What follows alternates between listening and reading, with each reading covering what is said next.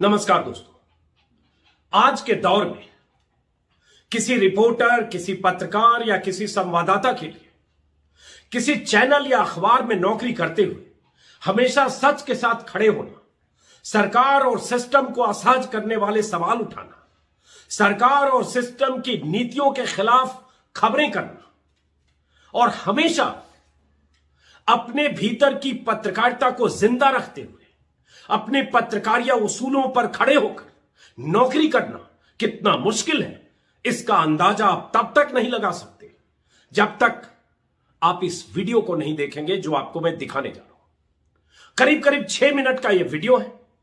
ABP news के reporter रक्षित सिंह, जिन्होंने आज मेरठ की किसान महापंचायत के मंच से नौकरी छोड़ने का ऐलान किया और माइक पर उस भीड़ के सामने जो कुछ कहा उसे सुनना आपको बहुत जरूरी है।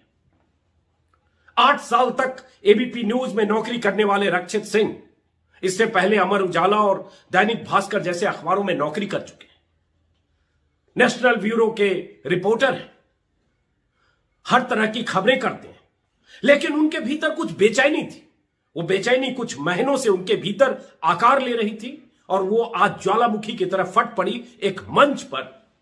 वो मंच किसानों का था, महापंचायत का था, और जो कुछ वहां उन्होंने कहा वो आज की पत्रकारिता की न सिर्फ पोल खोलता है बल्कि यह बताता है कि कोई रिपोर्टर अगर सिर्फ पत्रकारिता करना चाहता है, पत्रकारिता के बुनियादी उसूलों पर टिकते हुए अपनी खबरें करना चाहता है, तो उसे कितनी मुश्किल होती है। कैसे खबरें दबाई जाती है, कैसे खबरें गिराई जाती है, कैसे खबरें बनाई जाती है, ये सारी चीजें तो कई सालों से आप देखते होंगे। आप अगर टेलीविजन चैनल देखते हैं तो आपको अंदाजा लगेगा कि चैनलों पर क्या होता है, कैसे एजेंडा चलता है, कैसे सरकार को खुश करने वाली खबरें चलती है, कैसे दर्जनों एंकर और रिपोर्टर दिन रात सरकार की चाटुकारिता करने वाली खबरें चलाते हैं, बोलते हैं, लिखते हैं, ट्विटर पर उस एजेंडे का हिस्सा बनते हैं जो सरकार का एजेंडा होता है। लेकिन उन्हीं संस्थानों में अगर कोई रिपोर्टर पत्रकारिता करते हुए, पत्रकारिता के बुनियादी सिद्धांतों का पालन करते हुए अगर काम करना चाहे तो उसके लिए कितना मुश्किल है, कितना दुरूह है, यह समझने के लिए रक्षित सिंह का यह वीडियो आप जरूर देखिए। मैं नहीं जानता इस रिपोर्टर को, 1-2 बार किसान कवरेज के दौरान, किसान आंदोलन के दौरान गाहे बगाहे कहीं देखा और मिला, लेकिन टेलीविजन चैनल पर, एबीपी न्यूज पर कई बार रक्षित सिंह की खबरें मैंने देखी है। आज उनका वीडियो सुना, कुछ देर पहले ट्विटर पर वायरल हुआ, तभी 6 मिनट का वीडियो किसी ने मुझे मेरठ से भेजा। उस मंच पर जो कुछ रक्षित सिंह ने कहा, यह उस जमात के मुंह पर तमाचा है जो सत्ता की चाटुकारिता को पत्रकारिता मानते हैं, जो सच को दबाने की कोशिश करते हैं, जो सरकार को खुश करने वाली पत्रकारिता करते हैं, जिनका हर ट्वीट, जिनके जुबान से निकली बातें, जो पत्रकारिता दायरे में रहकर जितना भी मौका मिलता है उस मौके का इस्तेमाल सरकार के पक्ष में उस एजेंडे को चलाने की कोशिश में करते हैं जो सरकार को मुफीद लगता है, उन सबको एक्सपोज करता है रक्षित सिंह का यह वीडियो, रक्षित सिंह की ये बातें। मैं अंदाजा लगा सकता हूं कि रक्षित सिंह के भीतर कितनी बेचैनी होगी, इस कदर कि उन्होंने उस वीडियो में ही जिक्र किया कि 12 लाख सालाना की नौकरी, जिनके पिता का देहांत 10 साल पहले हो चुका, बुजुर्ग मां है, पत्नी है, बच्चा है, उन सब की जिम्मेदारी है, और उन जिम्मेदारियों के बीच इस नौकरी को छोड़ने की बेचैनी है। और उस बेचैनी का विस्फोट तब हुआ जब उन्होंने कहा ऐसी नौकरी को मैं लात मार दूं। मैं चाहता हूं वो वीडियो आप सुने, देखें और समझें। और रक्षित सिंह के इस वीडियो के आने के बाद, जिसमें अपना वो दर्द बयां कर रहे हैं, अपनी बेचैनी बयां कर रहे हैं, एक रिपोर्टर जिसके जिम्मे बहुत ज्यादा कुछ नहीं होता, दिन भर कैमरा टीम के साथ घूमता है, उसे जो दिखता है, उसे जो दफ्तर से असाइन किया जाता है, उसे जो जिम्मेदारी दी जाती है, उस जिम्मेदारी के हिसाब से स्टोरी करता है। लेकिन जब वो स्टोरी करके चैनल के मुख्यालय में भेजता है, तब उस स्टोरी के साथ क्या होता है? क्या वो स्टोरी चलती है, या अगर वो स्टोरी सरकार को नहीं सूट करती है तो क्या उसे खारिज कर दिया जाता है? क्या उसे दफन कर दिया जाता है, या रिपोर्टर को ऐसी स्टोरी करने को कहा जाता है जो चैनल चाहता है? और चैनल क्यों चाहता है? क्योंकि सत्ता में बैठे लोग चाहते हैं। यह मैं सिर्फ एबीपी न्यूज की बात नहीं कर रहा, मैं चैनलों में ऐसा होता है यह बता रहा हूं। एबीपी न्यूज की बात तो खुद रक्षित सिंह ने की। जाहिर है रक्षित सिंह ने अगर एबीपी न्यूज छोड़ने का फैसला किया या मंच से जो कुछ आरोप लगाया एबीपी न्यूज पर, वो रक्षित सिंह का आरोप है। उन्होंने झेला होगा, उन्होंने देखा होगा, उन्होंने भुगता होगा, तभी मंच से उन्होंने कहा। अब आगे की कहानी पता चलेगी, क्या रक्षित बोलते हैं, उनका स्टेटमेंट मुझे उसके बारे में जानकारी नहीं है। मैं भी कोशिश करूंगा उनसे बात करने की, लेकिन जो कुछ है पब्लिक डोमेन में। तो पहले रक्षित सिंह का 6 मिनट का वीडियो सुनिए दोस्तों। मेरे माँ बाप ने मुझे अपने खून पसीने की कमाई से पढ़ाया और मैंने इस पेशे को चुना। क्यों चुना? क्योंकि सच दिखाना था मुझे, लेकिन नहीं दिखाने दिया जा रहा।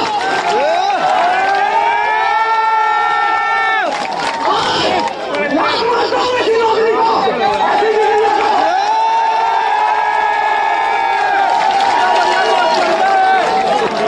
और भी कुछ दिखाऊंगा।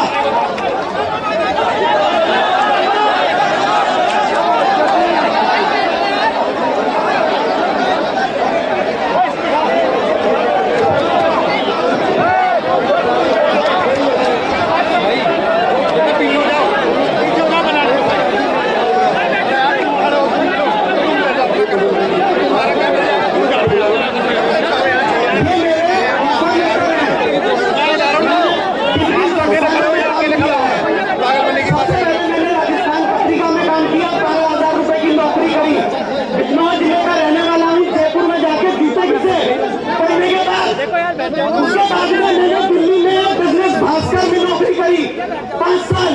ईमानदारी के साथ कॉर्पोरेट कवर किया, बैंकिंग कवर किया, फाइनेंस कवर किया, इंश्योरेंस कवर किया। आज तक एक चवन्नी का कोई मेरे ऊपर आरोप नहीं लगा सकता। ठीक है सर, आज की तारीख में मेरी तनख्वाह 12,07,000 रुपए है। साल का मेरा पैकेज 12,07,000 रुपए का। इसके अलावा मुझे कुछ आता नहीं। 15 साल मैंने यही किया है, यही। तो मैं तो कोई दुकान भी नहीं खोल सकता, मैं तो कोई व्यापार भी नहीं कर सकता। बाप को मरे मेरे 10-12 साल हो गए, घर का अकेला लड़का हूं, बूढ़ी माँ है, बीवी है, बच्चा है, कहां से पालूंगा? इस सवाल को पिछले 3 महीने से रोज पूछ रहा हूं अपने आप से। रोज पूछता हूं अपनी बीवी से कि इस बच्चे को क्या खिलाऊंगा, क्योंकि मेरे को मालूम है ये करने के बाद में होगा क्या? FIR दर्ज होंगी, मुकदमे दर्ज किए जाएंगे। हो सकता है मैं सड़क पे जा रहा हूँ तो कोई ट्रक का ब्रेक भी फेल हो सकता है, कुछ भी हो सकता है इस राज्य में। लेकिन 56 इंची का न सही 5-6 इंच का है, सीना है, सीना तान के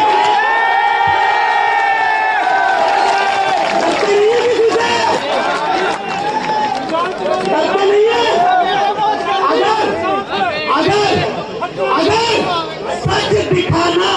अगर सच दिखाना बंद कर देते हैं ना तो वो भी झूठ है, वो झूठ है।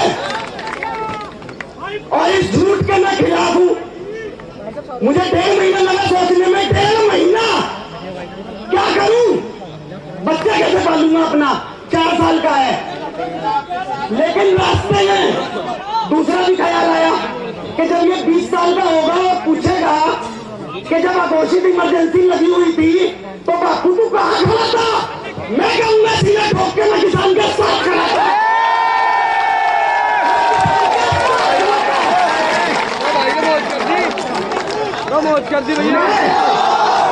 भूखा मर सकता हूं, भूखा मर सकता हूं।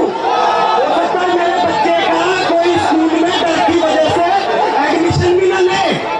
हो सकता है मेरे परिवार का भी अभी चरित्र हनन होगा। फेसबुक पे जो ये इनकी सोशल मीडिया आर्मी बैठी हुई है ना, अभी वो मेरा भी चरित्र हनन करेंगे, मेरी बीवी का भी करेंगे। हो सकता है मेरी माँ के बारे में भी कुछ कहें, लेकिन खड़ा हूं और सीना ठोक के खड़ा हूं। जो करना है कर लो। सच बोलना देशद्रोह है तो मैं देशद्रोही हूं, मुझे जेल में डालो।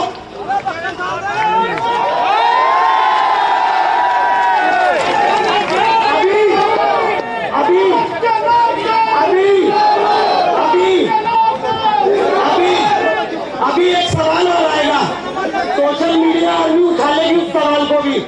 वो सवाल ये होगा कि आखिरकार तुम इस मंच पे क्यों आए?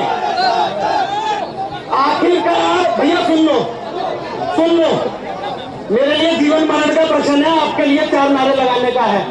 सुन लो,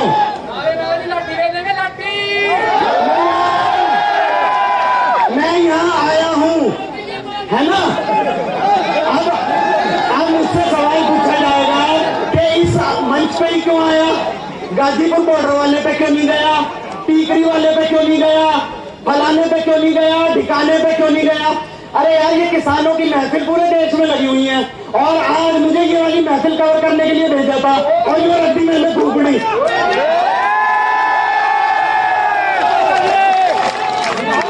12 लाख रुपए से ज्यादा की सालाना नौकरी को लात मारता हूँ और ये भी मालूम है कि भूखा मरूंगा, वो दिन भी आ सकता है, लेकिन उसका भी विकल्प मैंने सोचा कि भाई अगर एक्सट्रीम हुआ तो क्या करेंगे? अगर एक्सट्रीम हुआ ना तो ये झोली है, झोली फैला के गांव घूमेंगे। ठीक है जी, धन्यवाद।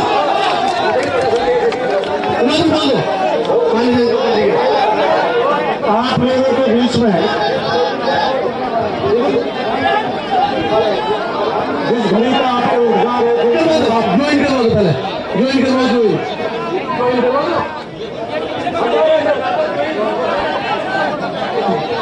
जो पार्टी ज्वाइन कर रहे हैं उनका बहुत बहुत स्वागत है और बहुत सम्मान के साथ इस पार्टी में उनका आभार है और बहुत स्वागत है सभी भाइयों का। और आज इस मीटिंग में जो जिसके लिए हम और आप लोग 10 दिन से जी जान से मेहनत कर रहे हैं गाँव जाके, मैं आप सब लोगों का शुक्रिया अदा करता हूँ और खासतौर से कठोर से आए भारी तादाद में जो लोग हैं उनका राष्ट्रपति क्षेत्र के लोगों का। तो सुन लिया आपने रक्षित सिंह को, और रक्षित सिंह के इस वीडियो के आने के बाद जब ये वीडियो वायरल हुआ, इसके टुकड़े वायरल हुए, तो बहुत सारे लोग सोशल मीडिया में रक्षित सिंह की तारीफ में उसकी हौसला अफजाई कर रहे हैं। यकीनन एक रिपोर्टर अपनी नौकरी को दांव पर लगाता है तो आसान नहीं होता यह फैसला करना, क्योंकि उसके बाद उसके लिए नौकरी मिलना कितना मुश्किल है इसका अंदाजा मुझे है, बल्कि नामुमकिन जैसी स्थिति हो सकती है चैनलों की बात करें तो, क्योंकि बागी रिपोर्टर और बागी पत्रकार किसी चैनल के लिए मुफीद नहीं होता। तो रक्षित ने बागी तेवर दिखाया, उनके बगावत का आगाज है वो वीडियो। अब रक्षित क्या करेंगे? चैनल ने उनका इस्तीफा स्वीकार किया या नहीं, या आगे क्या होने वाला है इसके बारे में जानकारी मिलेगी, मैं अगले वीडियो में बताऊंगा। लेकिन यह सच है कि चैनलों में ऐसे होता है, यह सच है कि बहुत सारे रिपोर्टर, बहुत सारे पत्रकार, हो सकता है कुछ एंकर भी बेचैन होते हैं, लेकिन उनकी बेचैनियों को नौकरी की मजबूरियां कई बार दफन करती हैं। कहते हैं ना, कुछ तो मजबूरियां रही होगी तेरी, कुछ तो मजबूरियां रही होगी, यूं ही कोई बेवफा नहीं होता। तो कुछ मजबूरियां होगी, होती है, नौकरी की मजबूरियां होती है, लेकिन जब उन मजबूरियों पर बेचैनियां हावी होती हैं तो वो रक्षित सिंह बन जाता है। वो यूं बागी होकर कहीं ऐलान करता है कि ऐसी नौकरी को मैं लात मारता हूं। और बीते 3, 4, 5 सालों में आप न्यूज चैनल्स को आप देखें, क्या नहीं हो रहा है न्यूज चैनल्स पर, और सरकार की नजर सोशल मीडिया पर है। न्यूज चैनल जो सरकार के लिए ढिंढोरची का काम करते हैं, न्यूज चैनल के एंकर और संपादक जो सरकार के लिए पादुका पूजन का काम करते हैं, वो सरकार को फिट लगते हैं, उनसे सरकार को दिक्कत नहीं है, लेकिन सरकार को दिक्कत सोशल मीडिया से। और तभी एक गाइडलाइंस आ गई, सारी बंदिश पाबंदी, सारी कोशिशें सोशल मीडिया को कैसे कुचला जाए, कैसे दबाया जाए, कैसे कंट्रोल किया जाए, इसकी कोशिशें सरकार कर रही है। क्यों? आप वजह जानते हैं, क्योंकि चैनल्स तो पहले से कंट्रोल में, ज्यादातर चैनल की बात कर रहा हूं, कंट्रोल में नहीं होते तो दिशा रवि को जिस ढंग से 11-12 दिन तक देशद्रोही साबित किया गया, अंतरराष्ट्रीय साजिश का हिस्सा बनाया गया, उस दिशा रवि को जमानत देते वक्त 18 पन्नों के अपने फैसले में, कोर्ट ऑर्डर में, पटियाला हाउस के एडीजे ने, धर्मेंद्र राणा ने क्या लिखा, क्या कहा, सब जानते हैं।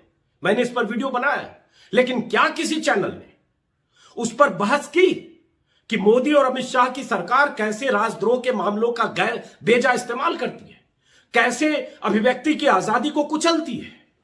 नहीं करेगी। कोई चैनल ऐसा नहीं करेगा, क्योंकि चैनल भी उसी एजेंडे में, उसी मुहिम में, उसी नैरेटिव को आगे बढ़ाने की मुहिम में शामिल है। और अगर 4-5 साल की बात करें तो ऐसे 50 मिसालें अभी मैं अगले 10 मिनट में दे सकता हूं, लेकिन कोई फर्क नहीं पड़ता। ये वो लोग हैं जिन्होंने अपना दीन, ईमान, अपनी पत्रकारिता, अपने उसूल सबको दफन कर दिया, क्योंकि उन्हें शाह और मोदी की सरकार को खुश करना है। उनकी नाराजगी मोल नहीं लेनी है। कोई ऐसा काम नहीं करना है जो उन्हें पसंद हो। जो तुमको हो पसंद वही बात करेंगे, तो दिन को अगर रात कहो तो हम रात कहेंगे। यह पत्रकारिता हो रही है दोस्तों। और यह पत्रकारिता जो लोग कर रहे हैं वो सरकार को प्रिय है, जो ये नहीं कर रहे हैं वो अप्रिय है। हम लोग अप्रिय वाली कैटेगरी में आते हैं। और मैं खुश हूं कि सरकार के शीर्ष पर बैठे लोग मुझ जैसे लोगों को नापसंद करते हैं, क्योंकि यही नापसंदगी मेरे भीतर, मेरे हौसले को आसमान देती है। और लगता है कि जिसकी सब चाटुकारिता करते हैं वो हमें नापसंद करता है। इससे बड़ी बात क्या होगी? मैं तो इसे सर्टिफिकेट मानता हूं। तो रक्षित, मैं नहीं जानता आपको, लेकिन आज जो आपने कहा वो इतना बड़ा सच है, जो आपके भीतर से गुस्से, आक्रोश के आकार में निकला और मंच पर प्रस्फुटित हुआ, विस्फोट हुआ उसका। मैं नहीं जानता कि इसके बाद आप क्या करेंगे रक्षित, लेकिन जो आपने कहा ये 16 आने सही है। ये आपके चैनल या किसी और चैनल के रिपोर्टर भी निजी बातचीत में ये मानते हैं।